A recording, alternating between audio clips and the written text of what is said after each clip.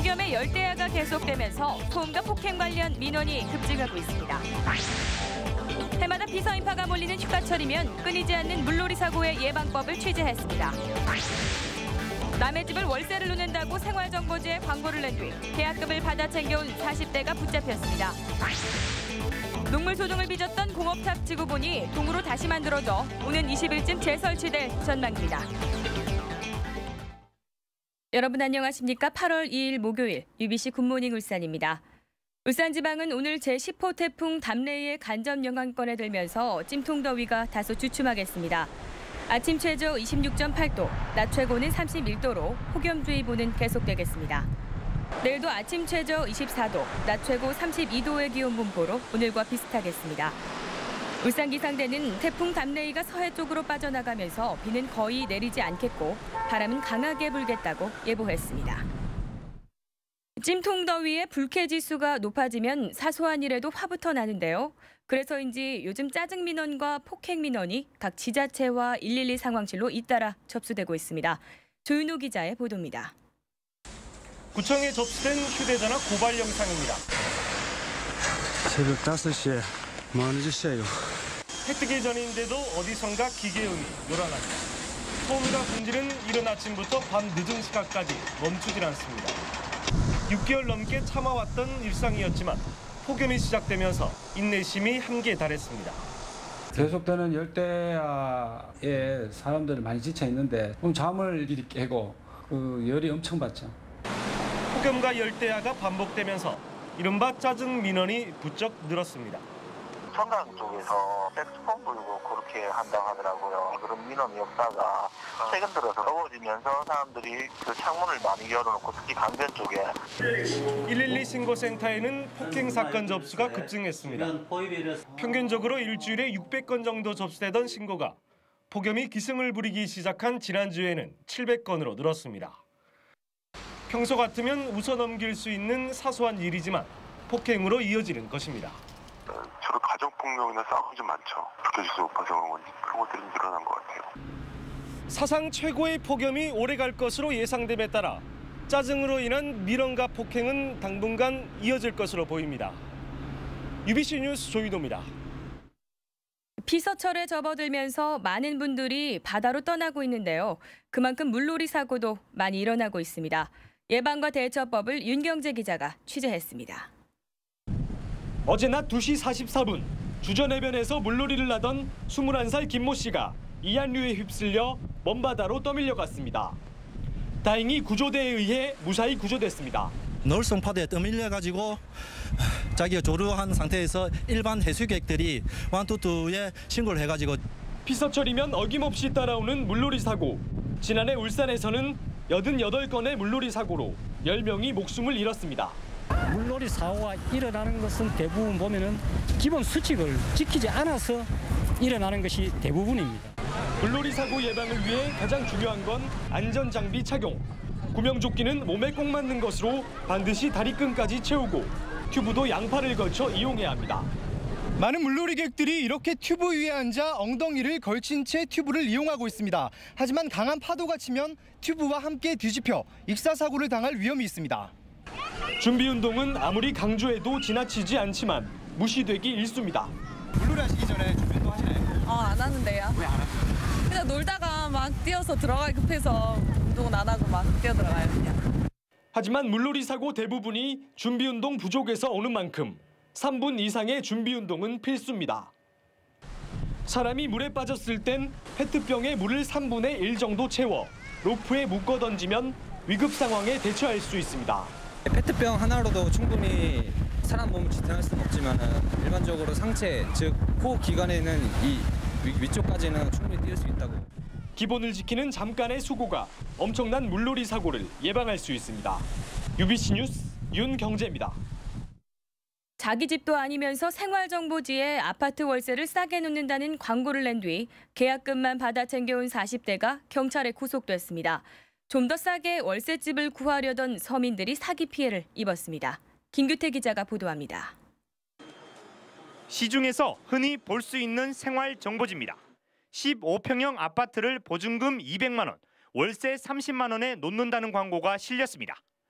바로 아래 같은 조건의 아파트와 비교해보면 보증금은 800만 원, 월세는 10만 원이나 쌉니다. 이처럼 저렴한 집세를 미끼로 계약금만 바다가로 챈 44살 이모 씨가 경찰에 붙잡혔습니다. 이 씨는 다른 사람의 집을 마치 자신의 집인 것처럼 속여 이 같은 생활정보지에 광고를 실은 뒤 계약금 명목으로 5만 원에서 최고 300만 원까지 받아 챙겼습니다. 이렇게 피해를 본 사람은 전국적으로 모두 127명, 피해 금액은 2,900만 원에 이릅니다. 피해자 대부분은 서민들로 시세보다 싸고 가재도구 사용까지 가능한 좋은 조건이다 보니 전화 통화만으로도 선뜻 돈을 건넸습니다.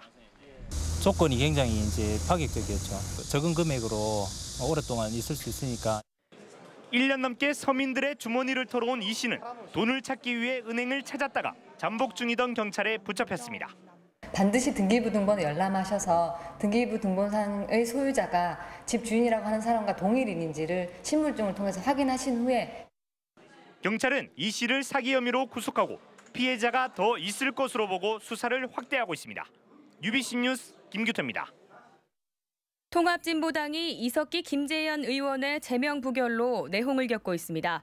울산에서도 국민참여 계열에서 사실상 분당 수순을 밟고 있고 우호 세력도 결별 가능성이 점점 높아지고 있습니다. 이정환 기자가 보도합니다.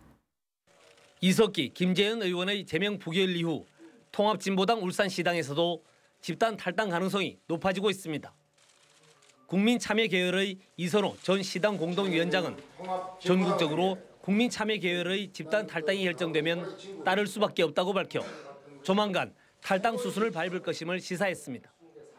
조승수 전 의원 등 옛 진보신당 출신들은 탈당 명분은 충분하지만 신중하게 행동한다는 입장이어서 일단 당에 잔류한 뒤 강기갑 대표 등과 함께 재창당 수준의 내부 혁신을 꾀할 가능성이 높아 보입니다. 이 같은 혼란 속에서 김진석 시당위원장은 당 내부를 추스리는 데 최선을 다하겠다는 입장을 보였습니다. 대규모 탈당 사태나 분당은 모두가 공멸을 하는 길이라고 생각하고 있습니다. 아직도 마지막 희망의 끈을 놓지 않고 있는 많은 당원들이 있습니다. 울산시당은 이들과 함께 마지막 순간까지 이러한 사태를 막기 위해서 노력할 것입니다. 통합진보당 외부의 우호 세력도 결별 조짐을 보이고 있습니다. 특히 통합진보당의 최대 지원 세력인 민주노총이 지지 의사를 철회할 경우 울산에서 엄청난 타격을 입을 것으로 전망됩니다. 연말 대선을 앞둔 민주통합당의 심규명 울산시당 위원장도 중앙당에서 현재의 상태라면 야권 연대가 힘들다는 입장이 지배적이라며 당 분위기를 전했습니다. 끊임없는 내후 외환 속에 울산 지역 제1야당인 통합진보당 울산시당의 위기는 상당 기간 계속될 전망입니다. UBC 뉴스 이정원입니다. 다음은 경제계 소식 알아보는 경제 이모저모입니다. 현대자동차가 2014년 중국 시장을 겨냥해 소나타 라이트 모델을 출시할 예정입니다. 현재 개발 중인 소나타 라이트는 중국 시장에만 판매되는 모델로 소나타와 엘란트라의 중간 크기가 될 것이라고 보입니다. 현대미포조선이 최근 밀라노 상장 기업인 다미코로부터 4만 DWT급 탱크선 2척을 수주했습니다. 2014년 초에 인도될 이 선박은 한 척당 3,070만 달러로 옵션 계약 2척이 포함되어 있습니다. 시황 악화로 지난달 3일부터 가동을 중단했던 삼성석유화학 울산 PTA 공장 1라인이 재가동에 들어갔습니다. 업계에 따르면 삼성석유화학은 PTA 원료 가격 인상과 중국 수출 부질 등으로 정기 보수에 이어 한 달가량 1라인 가동을 중단했었습니다.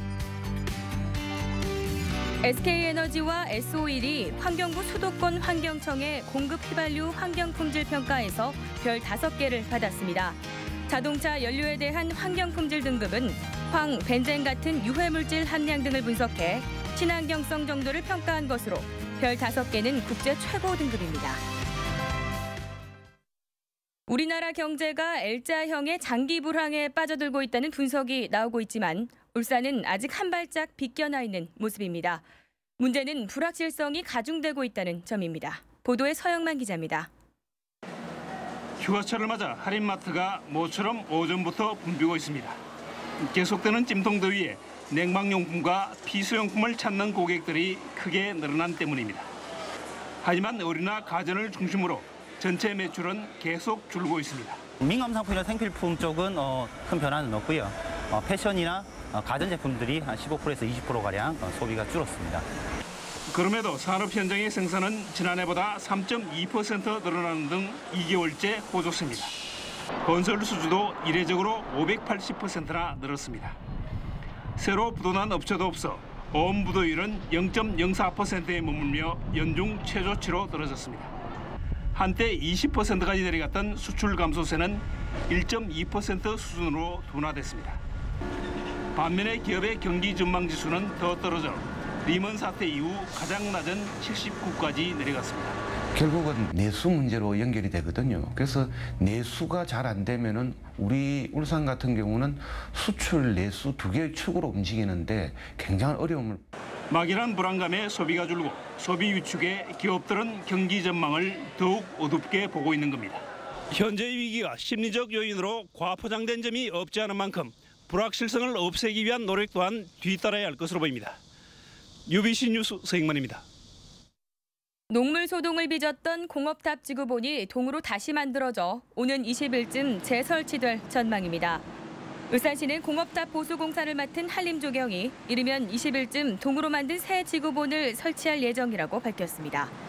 시는 이와 함께 공업탑 제작자인 박칠성 씨가 보수공사 이후에 공업탑에 대한 저작권을 울산시에 기부 체납하기로 했다고 덧붙였습니다. 최근 제주 올레길 사고와 관련해 울산시가 녹색길 종합안전대책을 수립합니다. 울산시는 오늘 경찰 자율방범대 등과 함께 울산 지역 녹색길 순찰 강화 방안과 녹색길 이용자의 안전수칙 준수 방안 등에 대해 논의할 예정입니다. 현재 울산에는 영남 알프스 하늘억새길, 옥류천 이야기길, 그리고 간절곶 소망길 등 12개 지역의 녹색길이 운영되고 있습니다. 울산시가 저탄소 녹색에너지 사업의 하나로 청사 조명 등을 에너지 절감형으로 바꿨습니다. 울산시는 지난달까지 8억 1천만 원을 들여 전체 조명 등의 53.5%인 11,400여 개를 에너지 절감형인 LED로 교체했다고 밝혔습니다. 울산시는 이번 사업을 통해 연간 66만 8,300kWh의 전력을 줄여 7,200만 원의 전기요금을 아낄 수 있을 것으로 기대했습니다. 앞으로 시내버스와 고속버스 등 사업용 버스를 운전하려면 버스 운전 자격증을 취득해야 합니다. 울산시는 여객자동차 운수사업법 개정에 따라 오늘부터 사업용 버스를 운전하려면 일종 대형면허와 함께 안전운행 등 4과목의 자격시험을 통과해야 한다고 밝혔습니다. 버스 운전 자격시험은 오는 12일부터 한 달에 한 차례씩 실시되지만 이 법이 공포된 올해 2월 1일 현재 운송사업용 버스 전문 업체에 종사하고 있던 운전자는 시험이 면제됩니다.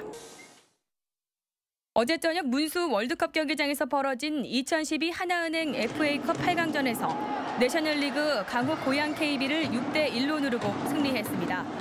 베스트 멤버를 모두 가동한 울산현대는 김신욱과 이근호, 마련행 등이 연속골을 기록하는 등 강력한 공격력을 뽐내며 6대1 대승을 거둬 손쉽게 4강에 진출했습니다.